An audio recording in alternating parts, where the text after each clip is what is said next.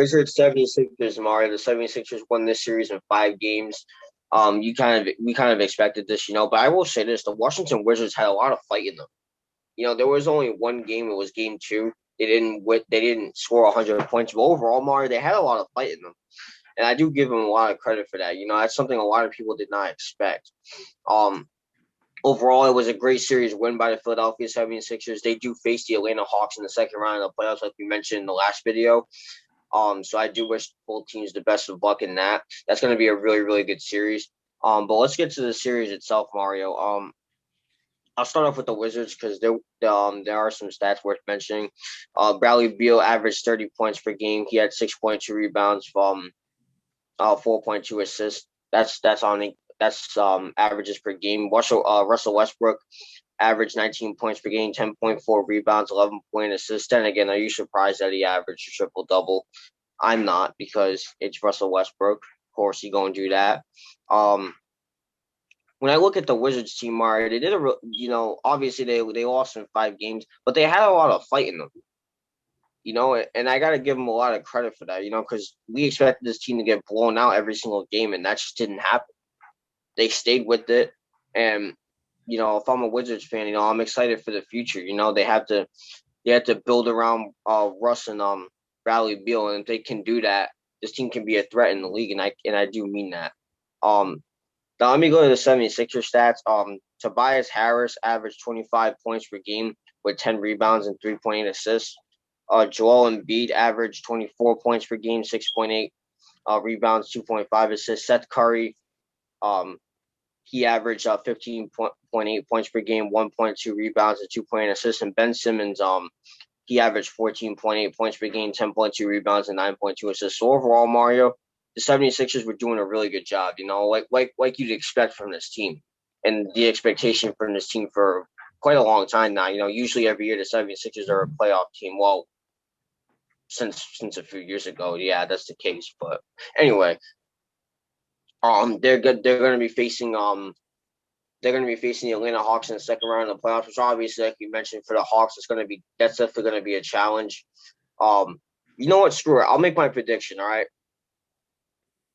for the 76ers and Hawks, I'll go Sixers and 7.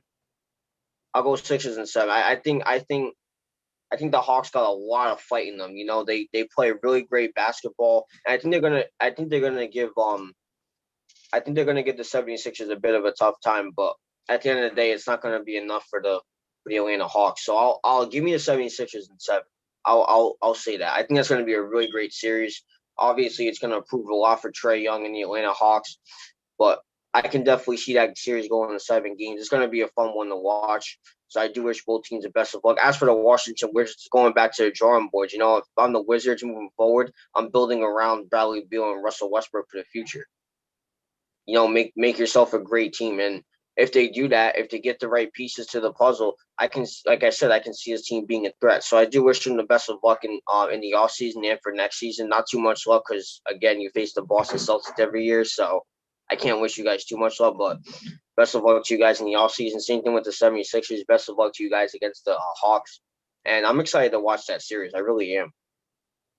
Right. Well, first, congratulations to the 76ers on advancing to the second round. As for the Washington Wizards, best of luck next season. This season, you had a good season. You really did. They really did fight back, Nate, in the end to really get to where they are. So I got to give them a lot of credit on that. What really surprised me was the best player in this series, in my opinion, Nate. Somebody could disagree with me. The best player, like obviously you could point to Joel Embiid and he missed a game and that's cool and everything, but like Joel Embiid really didn't play like Joel Embiid this series. 23.8. I'm sorry, 24 points per game, 6.8 rebounds and 2.5 assists. That's not really like Joel Embiid numbers, especially when you look at like the regular season he had. Tobias Harris, I think, was the best player on this team. And that's what really surprised me. Tobias Harris was the best player on this team. You got guys like Ben Simmons and Joel Embiid who are basically all-stars, and Tobias Harris has not had an all-star game yet. And that was the best player on your team. When you look at his stats, Nate, 25 points per game, 10 rebounds, and 3.8 assists. That, I think, was the best guy on your team. Now, again, the Wizards, they did fight, but again, their fight, it just wasn't enough. It really wasn't, And yet again, they were blowouts, because the Sixers were that better of a team. Simple as that. Guys like Seth Curry really stepped up. He had 15 points per game, and then obviously Ben Simmons, he had 14.8. But when you really look at the Wizards, Nate, if I'm a Wizards fan, I am really optimistic about the future, especially if you keep Russell Westbrook, because you do have a good young core really coming in. You do have a good young core really about to come in and step into their own, hopefully. Like Rui Hachimura, this series averaged 14.8, 7.2, and 1 assist. And then Daniel Gafford averaged almost 12 and 6. So when you look at those guys right there, those are some very young talent that could really end up building themselves into a very good basketball player.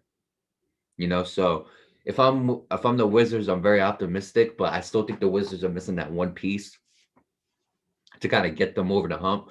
And in today's NBA, it is really tough, Nate, because everybody's making a big two or a big three. You really got to compete with that. And they already got a big two in Westbrook and Beal, but I think you really need that big three to really compete in this today's NBA and to really compete for a championship. But regardless of that, I wish the Washington Wizards the best of luck. As for the Sixers versus Hawks, I got the Sixers in 6. Okay, obviously, when you really look at it, Nate, obviously, I think the Sixers are going to be a bigger challenge than the Knicks, and the Atlanta Hawks handled the Knicks very, very well. But here's what I will say: your Sixers and 7 series, that could possibly happen. Why? Is because Joel Embiid is going to be going up against Clint Capella, and Clint Capella knows how to grab his boards. Clint Capella is a very good defensive center, Nate. Okay, and I think Joel Embiid will have issues. Okay, and I'm going to be honest with you, like if injuries are still bothering Joel Embiid and Clint Capella kind of gets rough with him a little bit, hopefully this doesn't happen, knock on wood, because I don't want to see players get hurt. But if Joel Embiid ends up getting sore or whatever and he has to miss a game or whatever, Trae Young can definitely capitalize and take over, and the Atlanta Hawks can definitely do that. I think Joel Embiid is going to have a really tough time with Clint Capella. As for Trae Young, Ben Simmons is a good defensive point guard. I think he's definitely gonna. I think putting Ben Simmons on Trae Young is the best thing to do to stop Trae Young from doing what he's doing. But again, the New York Knicks were a good defensive team too, and look how that turned out. So honestly, Nate, I think that's going to be the key. I think those are the 2 key matchups in that series: is Ben Simmons versus Trae Young. See how well Ben Simmons guards him, and Clint Capella versus Joel Embiid. See how well Clint Capella guards Joel Embiid and locks him down, and vice versa as well. So with that being said, I wish both teams the best of luck. It's going to be a good series, like you said. I want Trae Young to play that villain role. I just don't want fans to attack this kid, but I do Absolutely. want him to continue playing the villain role. And again, whatever happens in that series happens. But I think it's going to be a very entertaining series.